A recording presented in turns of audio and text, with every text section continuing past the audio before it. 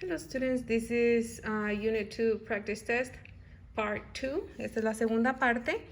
Entonces, cuando tengan un coeficiente con x cuadrado, o sea, cuando a sea mayor que 1, es mejor, a menos de que tenga greatest common factor y que se pueda convertir a 1, mejor nos vamos directo a la fórmula cuadrática. X is equal to negative b plus or minus the square root of b squared minus 4ac all over 2a. So, we see that a is equals to 2, b is 1, ¿verdad? Si no hay coeficiente, that means that there is a 1 in there. And c is equals to negative 3. No olvidemos el negativo. ¿Ok?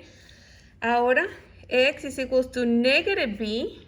So, negative 1 plus minus the square root of b squared minus 4 times a, que es un 2, times c, which is negative 3, divided by 2 times a, which is 2.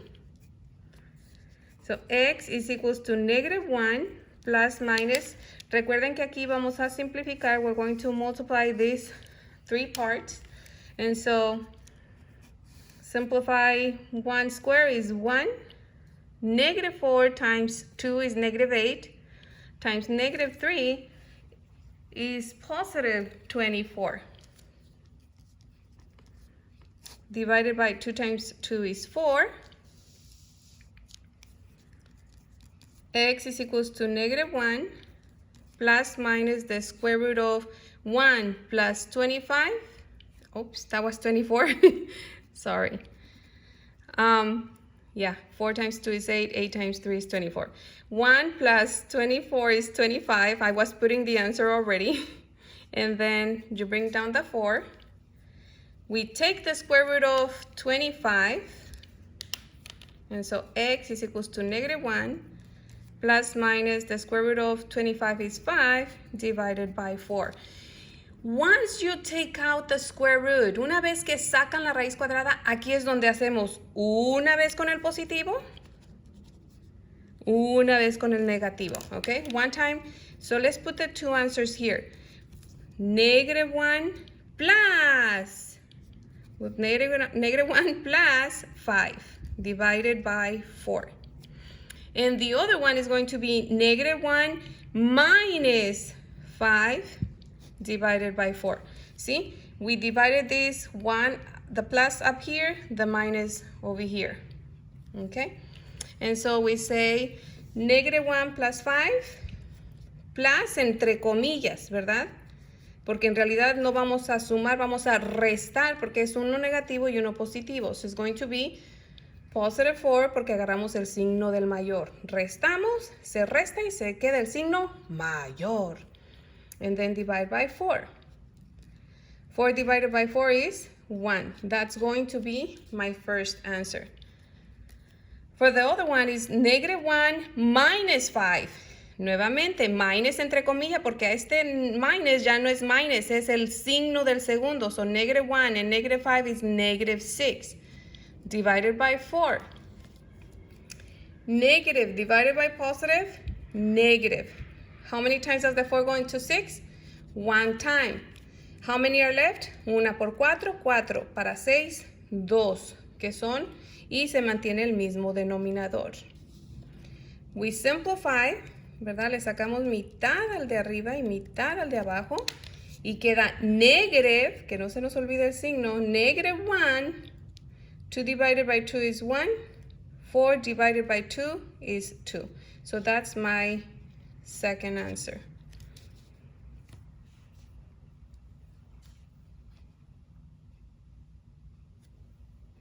También pueden hacerlo con grouping, pero si gustan pueden preguntarme en los comentarios o en la clase y yo les muestro cómo hacer grouping, que es A times C y se pone arriba del diamante. Los factores que se usan para sustituir the middle term y hacemos grouping, ¿verdad? Lo partimos a la mitad. Okay, so that's number 4. For number 5, nuevamente voy a hacer con estas la fórmula cuadrática y también voy a hacerlo de la forma más fácil. En este caso, si yo tengo x cuadrado y 7x, yo puedo ver que los dos tienen x. So it's the GCF. Es el primer método que aprendimos. So x, and then we start dividing. X squared divided by x, x. Positive 7x divided by x, positive 7. Ya allí ya tengo yo mis factores. Quiere decir que ya encuentro la solución poniendo lo opuesto. Como aquí está solo x, solamente voy a poner x equals 0.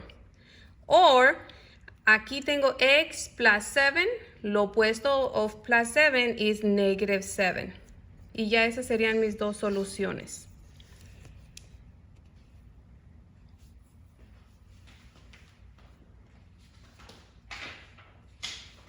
Con la fórmula cuadrática, you have to be careful because you have to see, do I have A? Do I have B? Do I have C? I'm missing one of them because I only have two terms, ¿verdad? Solo tenemos dos términos. Entonces tenemos que ver cuál es el que es 0. A is equals to 1 because A is always with x squared. B is always with x, so that means that it's 7. So now the one that is 0 is going to be letter C. And so I start with x is equal to negative b plus or minus the square root of b squared minus 4ac all over 2a. Negative b is negative 7 plus minus the square root of 7 squared because b is 7. Minus 4 is always part of the equation times a, which is 1, times c, which is 0, divided by 2 times a, which is 1. X is equals to negative 7 plus minus the square root of 7 times 7 is 49. In here is going to be negative 4 times 1 is negative 4. Negative 4 times 0 is 0. So minus 0, which basically disappears, divided by 2 times 1, 2. I bring down the negative 7, plus minus the square root of 49 is 7, divided by 2. As soon as I take out this square root, that's when I can do the two parts, the two possible answers, okay? One with the positive, so negative 7 plus 7 divided by 2. Or negative 7 minus 7 divided by 2. Okay, one with the plus, one with the minus. And so negative 7 plus 7 is 0. Remember that if you have opposite signs, they cancel. Divided by 2, which is equals to 0. Yes, that's one answer, okay? Negative 7 and negative 7 is negative 14. Remember that this is not minus. In reality, you have to look at the signs. Both are negative. So it's addition of negative, suma de negativos. Divided by 2, which is equals to negative 7. So those are my two answers.